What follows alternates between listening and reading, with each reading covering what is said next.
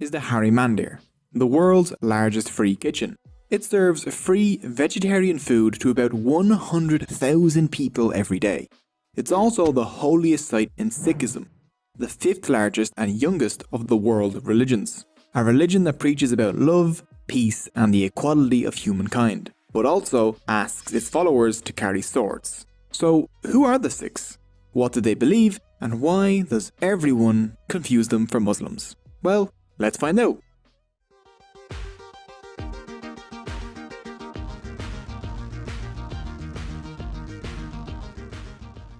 Sikhism originated in the Punjab area of India and Pakistan 500 years ago. The Punjab, the land of 5 rivers, is one of the most historically and culturally dense areas on earth. This was the home of one of the world's earliest civilizations, the Indus Valley Civilization. Persians, Greeks, Central Asians, Mughals, the British and others have all invaded here. I meant Mughals. Mughals invaded here. Hinduism, Buddhism, Islam, Jainism and a handful of other faiths have all left their mark on the region. The diverse culture of the Punjab has heavily influenced the Sikhs. Today there are about 25 million Sikhs. They make up about 2% of India's population, but about 60% of the Punjab's. The Sikh diaspora is spread out across the world, with concentrations in the UK, Canada, the US, East Africa, Australia and Malaysia. Sikhs, interestingly enough, make up about 1.5% of Canada's population, which is second only to India.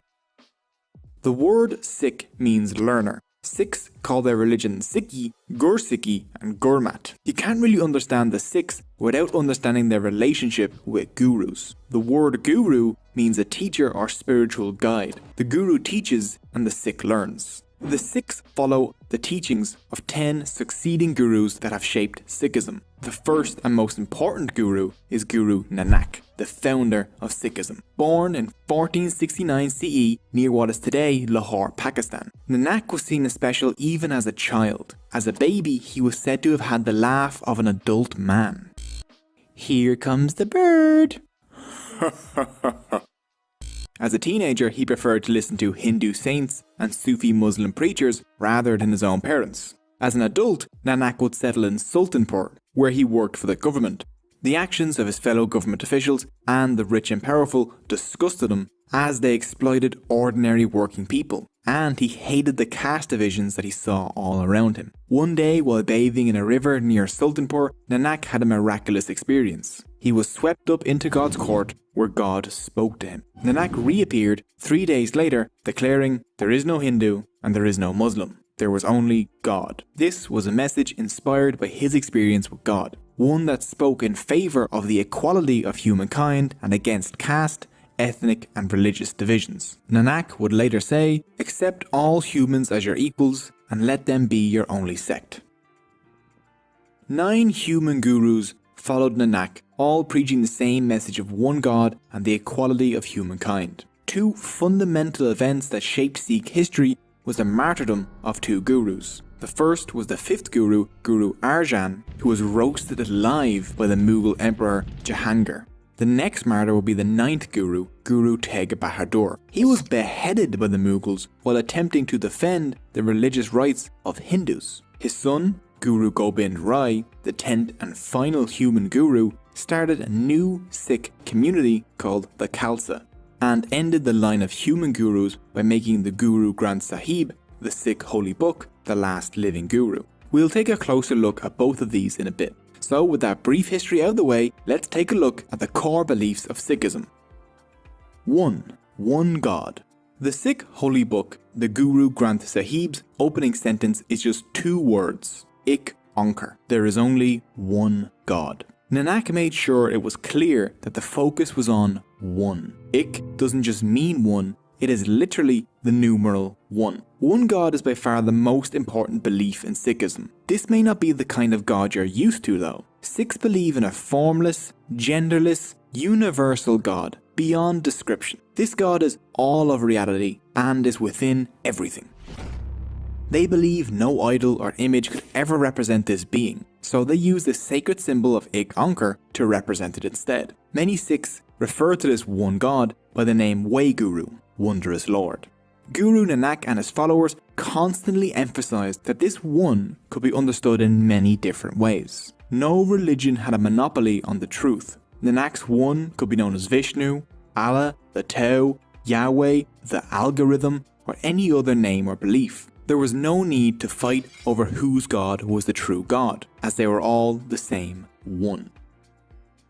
Recognize all mankind, whether Muslim or Hindu, as one. The same God is the creator and nourisher of all. Recognize no distinctions among them. The temple and the mosque are the same, so are Hindu worship and Muslim prayer. Human beings are all one. Guru Gobind Singh.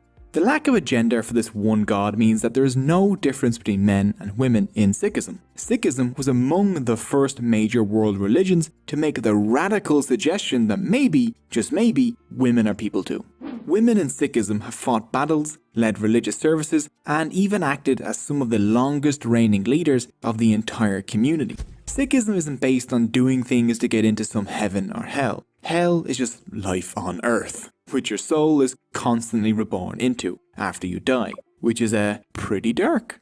You see, Sikhs believe in reincarnation and karma, similar to Buddhists, Hindus and Jains. But Sikhs believe that karma is modified by God, as in, karma might decide what life you're born into, but God makes sure that anyone can become a good person in their lifetime if they try. The goal of Sikh life is to break free from the cycle of rebirth by merging your soul back into God's soul. One does this by realizing that you are already a part of God. You just need to let go of your ego. When your soul remerges back into God's, this is called mukti, which is similar to Hinduism's moksha and means liberation. When you remerge, your soul is released from the cycle of rebirth and death and becomes infinite, timeless and blissful. This is the closest thing Sikhs have to heaven.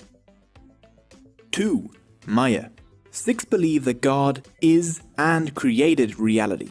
But we forget this because humans are distracted by illusion or Maya, which is anything that takes your mind off God. Maya keeps people trapped in the cycle of rebirth and death. Guru Nanak thought that Maya built a wall between people and God. The wall of Maya is built with the 5 thieves: lust, anger, greed, attachment and pride. It is the duty of all Sikhs to avoid these thieves. The 5 thieves are caused by how mai, literally I, myself. How mai makes people say, I am this, I am that, and it separates you from others, which blocks you from realizing your oneness with God. This ego causes people to live only for themselves, to spew negativity and to crave power and wealth. Such a person is called munmukh, facing towards desires. Guru Nanak saw the world's problems as the negative effects of ego. Hindu versus Muslim, Israeli versus Palestinian, sitting down wipers versus standing up wipers. All of these conflicts are caused by ego and Maya. The Guru Granth Sahib said it is not religion or race, but it is wealth that divides brothers. But Guru Nanak thought that there was another direction people could face. By being a spiritual person, practicing compassion, truth, contentment, humility and love, and meditating on God, you could instead become Gurmukh, facing towards the Guru. How does one become Gurmukh and egoless? Well, Sikhism offers a path to follow that can help, called the 3 pillars. 3 pillars. The 3 pillars are 1. Nam Japo, which is meditation on God and the reciting and chanting of God's name, Waheguru. This is normally done in the morning and before bed. This isn't supposed to just be some mindless ritual either. Sikhs are supposed to genuinely reflect on the qualities of God as they do this. 2. Kirat Karni, working hard and making an honest living. Guru Nanak said, only he who earns his living by the sweat of his brow and shares his earnings with others has discovered the path of righteousness. 3. Wand Chakna. This is sharing the fruits of your labour with others, providing free food and donating to the community. The Sikh tradition of a communal meal or langar at the Gurdwaras is a part of Wand Chakna. The langar or communal free kitchen inside of a Sikh Gurdwara, which is their equivalent of a mosque or church, is open to all who visit, regardless of caste, faith or gender. These serve vegetarian food to all, not because Sikhs have to be vegetarian, but simply because that means all people of all diets can partake. So if you want to taste typical Punjabi food, just go visit a Gurdwara. In Guru Nanak's time, the idea of different castes sitting together on the floor and eating side by side was a revolutionary act. Famously, the Mughal Emperor Akbar visited Guru Arjan and the Guru would not meet with him until he partook in a langar, which the emperor did, sitting side by side with peasants. Guru Nanak claimed an enlightened person are those who view everyone equally, like the heir touching the king and beggar alike. Another vital part of Sikhism that isn't one of the three pillars is seva, which is selfless service. Through service to their community, Sikhs can become more humble and overcome their ego. Seva can include cleaning up the Gurdwara, preparing food, or cleaning dishes in the langar, or it can include volunteering, building things for your community, or subscribing and ringing the notification bell on educational YouTube channels. Through remembering God's name, honest work and sharing, along with selfless service and avoiding the 5 thieves, a person can rid themselves of egoism and be released from the cycle of rebirth and death. 4. The Khalsa. Guru Gobind Rai was the son of the 9th Guru, Tegh Bahadur, who was beheaded by the Mughals and his body was abandoned by his Sikh entourage. They fled easily because no one could recognize them. So, Guru Gobind decided to give Sikhs a distinct look from now on so that they would always be compelled to uphold Sikh values. So, in 1699, Guru Gobind brought his Sikhs together at Anandapur. After their morning prayer, he stood in front of a huge crowd and demanded a human sacrifice. The shocked crowd was silent for a while before one Sikh rose up and entered the Guru's tent. The Guru followed him in, and then the Guru comes out with blood on his sword. He demands another sacrifice. Another Sikh offers themselves and enters the tent. Again, only the Guru comes back out of the tent, bloody sword in hand. Again, another sacrifice. And again, and finally, after the 5th sacrifice, the Guru re-emerges with the 5 Sikhs all wearing saffron-coloured robes. The Guru declares that these are the Panj Pyarang, the 5 beloved ones. They would form the centre of a new Sikh community called the Khalsa. He offered them Amrit, a bowl of sweetened water, and all 5 who belonged to different caste groups drank the Amrit from the same bowl, which would have been a huge deal back then. This signified they had joined a new casteless family, the Khalsa. Each of these volunteers had to leave behind their old surnames or caste names and adopt the same surname, Singh, which comes from the Sanskrit word Simba, meaning lion. I know, right? It has no relation to the Bantu word Simba, which also means lion. It's just a weird coincidence, which is great. The Guru then begged the 5 beloved ones to let him join their Khalsa. They offered him the Amrit, and the Guru became Guru Gobind Singh. Women were admitted to the Khalsa the same way as men. After drinking the Amrit, they received the surname Kaur, meaning princess. The Khalsa gave the Sikhs a new, unified identity, tied together as one family, with one name, without caste, with the goal of defending the weak and promoting justice. Today, many Sikhs still undergo the Amrit ceremony and take the surnames Singh and Kaur.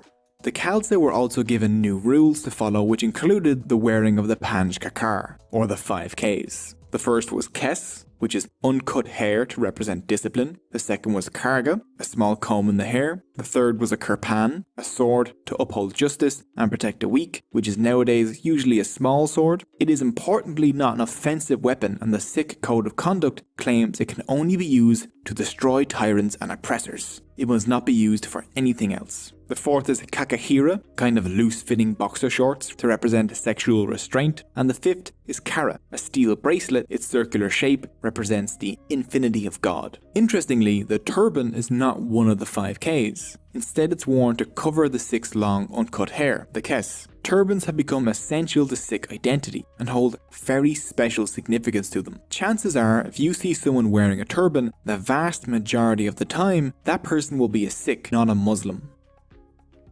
5. The Guru Granth Sahib. The The Guru Granth Sahib is the holy book of the Sikhs. It contains the teachings of the Gurus and acts as a spiritual guide for Sikhs around the world. It is probably one of the only holy books that contains not only the writings of the religion's founders written by themselves rather than after their death, but also the writing of people from other religions. The writings of Muslims and Hindus can be found throughout, along with references to Judaism, Buddhism and Christianity. Before his death in 1708, the 10th Guru, Guru Gobind Singh, ended the line of human gurus by bestowing guruship on the Adi Granth, turning it into the Guru Granth Sahib, making it similar to both the Bible and Quran and a living prophet at the same time. To break down the name, the word Guru means Guru, Granth means book, and Sahib means Lord. Since that moment, the Guru Granth Sahib has been revered as the current living Guru. It is treated with extreme respect and care. Oddly enough, the Granth is not only read, but sung. It's made up of thousands of hymns. Sikhs don't have mass or service, but a kirtan, meaning communal singing. Normally, these are set to classical Indian music. 6. The Gurdwara. Sikhs gather at Gurdwaras, a word meaning doorway to the Guru. A Gurdwara is only a Gurdwara because it has a copy of the Guru Granth Sahib in it. Men and women of all castes and social standing gather there to join in prayer, singing and eating. This is where you'll find the langar. Anyone can visit a Gurdwara and partake in the service and meal. You only need to follow basic etiquette. Cover your head, remove your shoes, wash your hands as you enter, and do your best not to bring any drugs or tobacco inside. The most important Gurdwara in the world is the Hari Mandir, or Golden Temple, in Amritsar, India. In 1604, Guru Arjan completed work on the Golden Temple and had the Guru Granth Sahib installed inside it. As a gesture of religious tolerance, Guru Arjan invited the Muslim Mian Mir to lay the foundation stone of the Golden Temple. The temple has 4 doors opening on all 4 sides, to show the openness to all cultures and peoples. But on the inside, only one door leads to the inner sanctum, indicating that all paths and beliefs eventually lead to the one God. The Golden Temple is the most visited place in the world, with around 6 million visitors each year. The langar at the Golden Temple serves a free meal to about 100,000 people each day, making it the world's largest free serving kitchen, all run and staffed by volunteers. And the waiting list to volunteer in the Golden Temple has hundreds of thousands of names on it. The people on that list will be waiting for a long time.